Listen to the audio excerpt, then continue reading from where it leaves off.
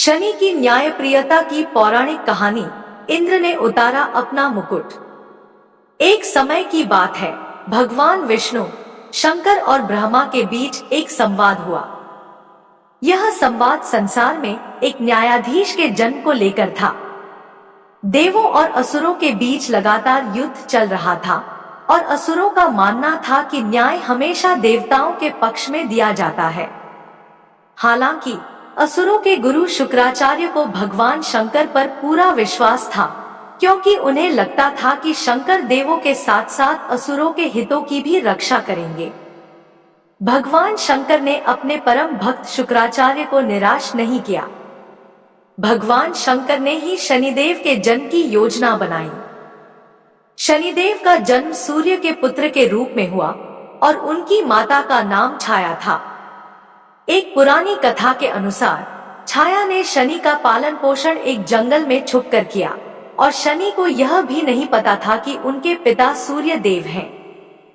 लेकिन यह रहस्य ज्यादा समय तक नहीं छुप सका। एक दिन संसार को न्याय देने वाले अधिकारी की आवश्यकता महसूस हुई, जो कर्मों के आधार पर लोगों को न्याय और दंड दे सके।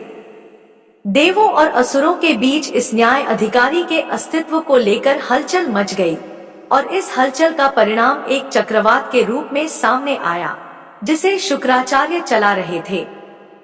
इंद्रदेव ने इस चक्रवात को नियंत्रित करने के लिए शुक्राचार्य को उकसाया था और वह चक्रवात शनि की माता छाया पर आकर गिरा। इससे शनि देव नाराज हो गए और भगवान शंकर की कृपा से उन्हें अपनी शक्तियों का ज्ञान हुआ। उन्होंने अपनी मां छाया को बचाया और शक्तिशाली हो गए। इसके बाद सूर्य देव ने इस चक्रवात के कारण क्रोधित होकर शुक्राचार्य और इंद्रदेव को सूर्य लोक में बुलाया। वहां चक्रवात के दोषी का न्याय किया जाना था। लेकिन सूर्य देव ने शुक्राचार्य की बात सुने बिना उसे दोषी ठहरा दिया। इस पर शनि देव ने वहां प्रकट होकर न्याय किया। शनिदेव ने सबको बताया कि चक्रवात के असली दोषी शुक्राचार्य नहीं, बल्कि इंद्रदेव हैं। शनिदेव की यह बात सुनकर वहां उपस्थित सभी देवता, उनके पिता सूर्यदेव और शुक्राचार्य चकित रह गए। फिर शनिदेव ने कहा कि न्याय सबके लिए समान होता है, चाहे वह देव हो या असुर।